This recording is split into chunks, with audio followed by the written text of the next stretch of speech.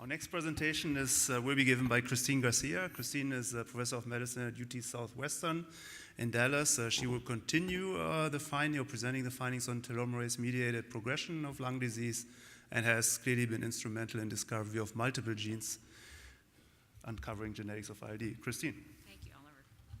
Thank you, Oliver. I want to thank the PFF and Lisa Lancaster, Tim Blackwell for the invitation to speak here. I've always found that this is one of my favorite meetings. Where else can you see patients sitting right next to clinicians, sitting next to researchers, all of us with the singular goal of really overcoming this disorder in patients.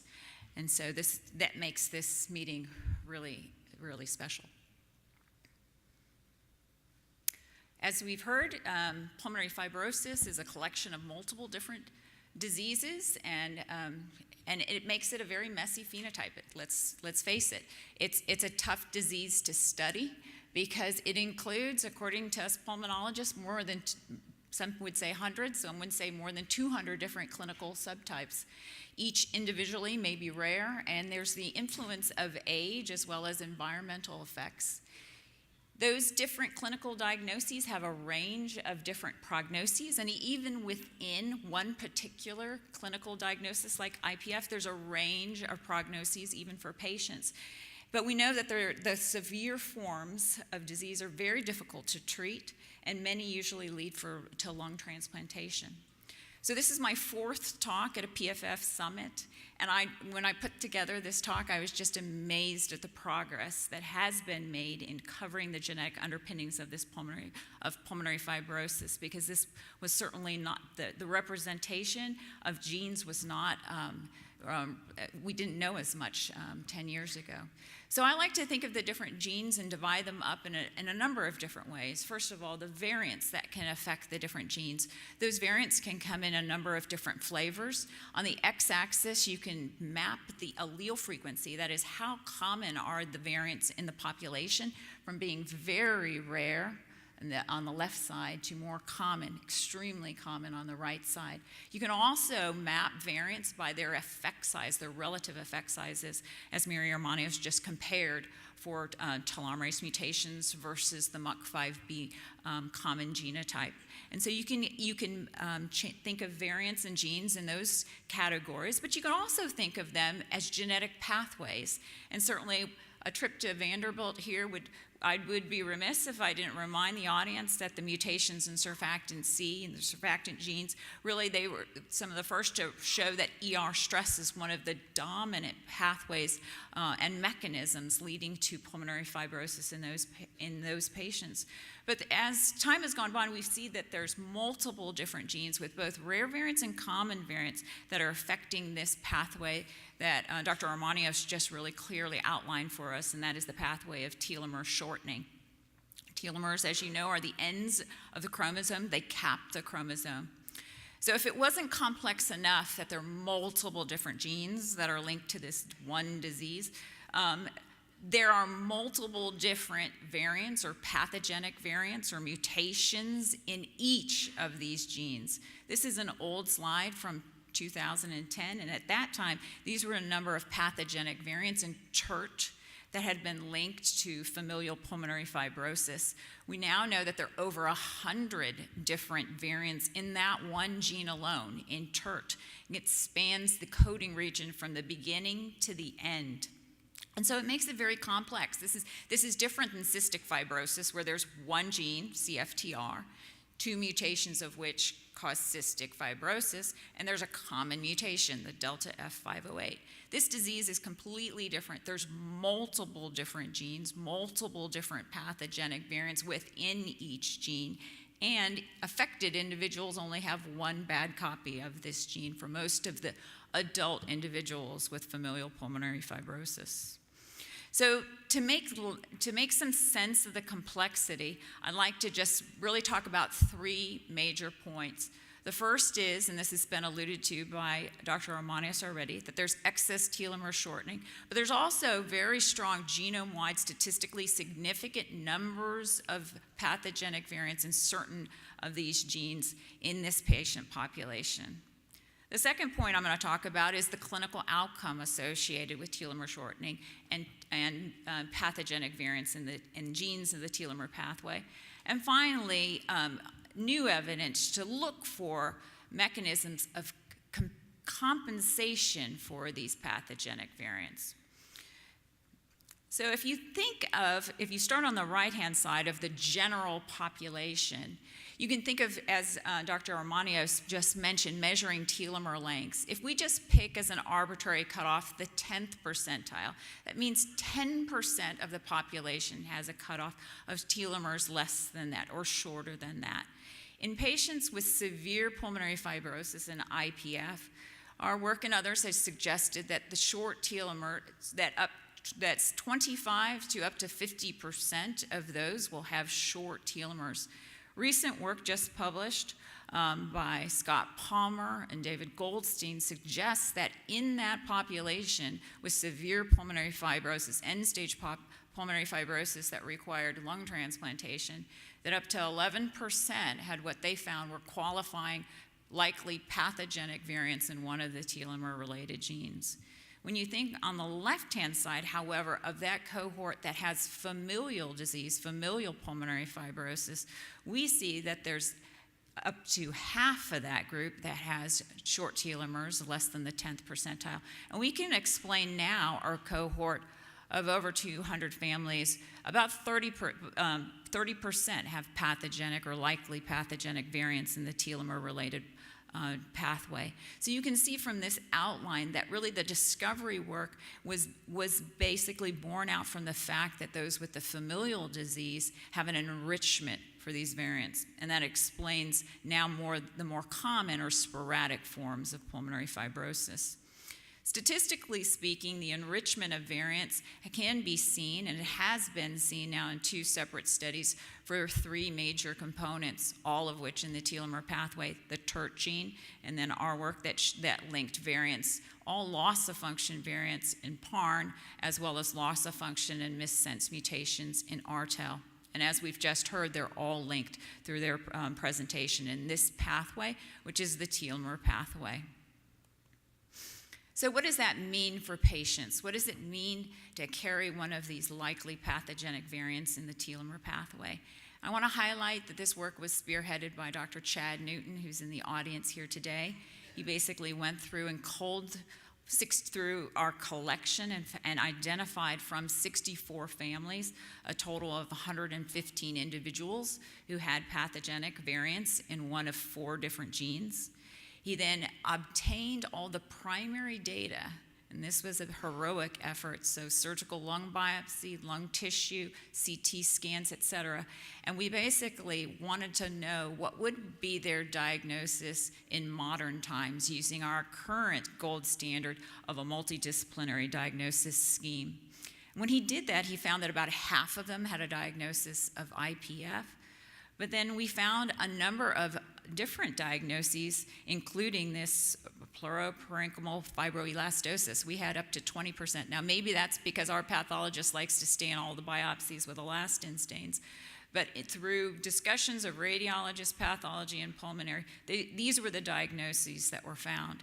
80% would be considered idiopathic or one without an underlying explanation. 20%, surprisingly to us, would be considered those that had a secondary cause. We found quite a number of individuals that had a diagnosis of chronic hypersensitivity pneumonitis, a rare number with connective tissue disease and associated interstitial lung disease, and 6% with interstitial pneumonia with autoimmune features, and so 20% with secondary causes. So really showing that the full spectrum of pulmonary fibrosis was actually represented within this group. He also went to show that 80% of family members with an identical mutation carried discordant diagnoses, and this really echoes back to the studies from Mark Steele and David Schwartz that showed in the familial form that over 40% had discordant diagnoses even within the same family. Looking at survival from the time of a diagnosis, he could see that there was no difference in survival time based on the gene or that the mutation was found. He also saw that there was no difference in survival whether or not that diagnosis was IPF or something that was not IPF. And so this we've thought was really very striking to us. There was similar survival regardless of the MDD diagnosis, and we think that this might potentially be the first time that the genetic classification would trump the clinical diagnosis, and we'll have to see if other studies also show this as well. Perhaps that would mean a change in management for those in which a mutation is described.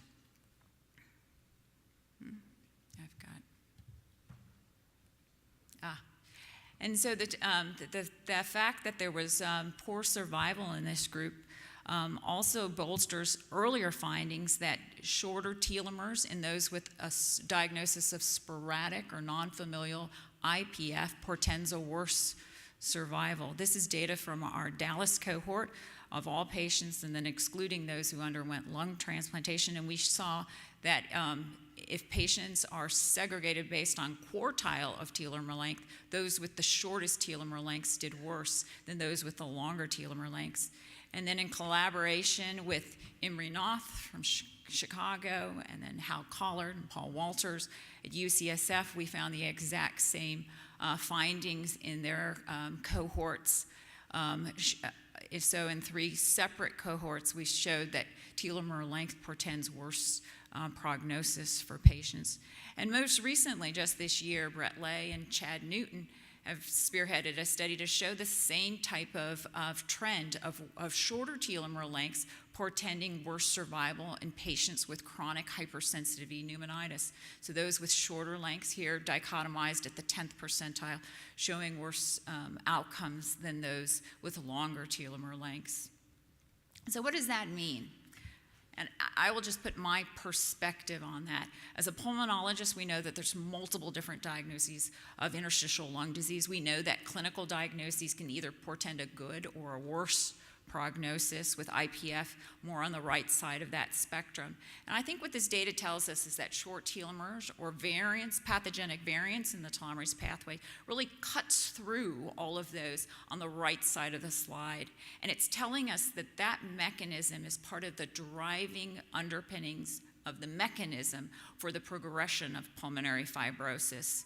Can't be the only mechanism, but it's one of the driving mechanisms. And it's akin to the fact that, for example, KRAS are driving mutations in a number of different cancers, not just pancreatic cancer or lung cancer, but this is the mechanism that may be underlying the presentation of fibrosis in these individuals. So what does that mean? And I think that opens up a number of fascinating questions. And one of the things that we wanted to think about is if this is so deleterious, what are my patients telling me about compensatory mechanisms for this deleterious hit? That is, are there any gain of function variants that may be beneficial? Would upregulation of telomerase be safe, and would it be efficacious for some of these patients? And so really in the last couple of years, it's been well recognized now that there are 2 mutations upstream of the coding region of telomerase. These are in the promoter region of the gene, and these are very frequent hits in cancer. In fact, it's estimated that these hits explain more cancer than any other genetic hits. And basically are found in over 90% of glioblastomas, over 90% of melanomas, and high frequencies of urinary or bladder cancers.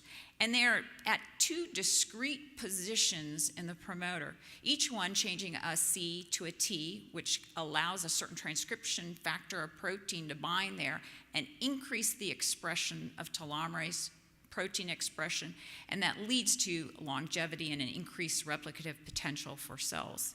So we went to think, well, we have this huge collection of patients with loss of function mutations. They have a heterozygous form of that, but perhaps these might be seen in those patients. So in a collection of 200, we sought out to test that hypothesis. And right off the bat, within the first 10 that we sequenced, we found this example. So the control is on the top, and on the bottom is a blood DNA sample from one of these patients that has a loss-of-function TERT mutation. And you can see that the variant in red, or the T allele, is present. We went on to look through across the 200, and we find that 5% of individuals had a gain-of-function mutation in the promoter of TERT. Now, what was striking to us, we found that in blood. And then we looked at their offspring, and they never transmitted this to offspring. We looked in parents and siblings. We could not find that it was transmitted to them. These were somatic hits.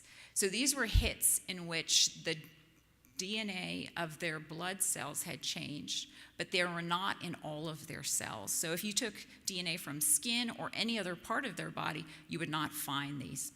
And for one patient who is in our large family 11, from which we did the linkage study that led to our first description of telomerase variants, we had blood collected over a 10-year period, and we knew that from those banked DNAs that she carried this promoter mutation for at least 10 years. So we recruited her, and we asked her for fresh samples of blood, in fact, multiple samples, and we subdivided those into different blood cell types, and you could see that the mutation was more likely to be in her granulocytes, or the white cells that fight infection, and her B cells than some of the other cell populations. We found that for one of the mutations, and strikingly, we found a peak representing the other mutation in a different cell population. So since there's these heterozygous mutations in the promoter and heterozygous changes in the gene, we wanted to know which copy was linked with one. And I know that's complicated. It's basically talking about phase. But through a series of experiments, we found that the promoter activating mutation in the promoter was linked more likely than not with the wild type copy of the gene, as so the normal copy of the gene was the one that was being activated. And Dr. Maryoung in my lab showed that that was associated with increased proliferation, as well as a selective advantage of cells here in this experiment of growing the cells in culture for almost a year. And so what does that mean? We think that means basically possibly good news for patients with these variants or short telomeres, because we know that the telomerase mutations are loss of function. They're heterozygous, which means you have a copy of normal telomerase. What we found in 5% is that is balanced for some individuals with a somatic second hit in your white blood cells and the acquisition of a promoter mutation that's turning on your good copy. And somehow in these patients, that's balancing out. Now, we're following these patients prospectively. So far, no one has gotten cancer, which is good news. But I think this represents basically in human beings how there is basically evolution of genetic hits to help balance the situation. And really, in a bigger picture, represents the balance of senescence with cancer risk. So we found these non-coding variants mitigate the presence of this genetic disease. We think the hyperactivating mutations are not sufficient to derive the development of cancer, at least in these small numbers of individuals, but that will have to be prospectively seen. The promoter mutations may be better tolerated in certain blood cells. Maybe that's why they're there, especially in cells that are needed to fight infection. We know that they are selected by self-renewal and proliferation, and at least in one patient, it's been safe for over 10 years. And so I think that opens up a number of questions of how this may help patients with short telomeres and with mutations, and we'll just have to see how the future holds for that. And with that, I want to especially acknowledge the people who have done the work. For those who have met my colleague, Dr. Newton, please, I hope more of you can get to know him. He's a fabulous clinician and scientist. I want to mention the people in the lab who have done the work and very fruitful collaborations we have.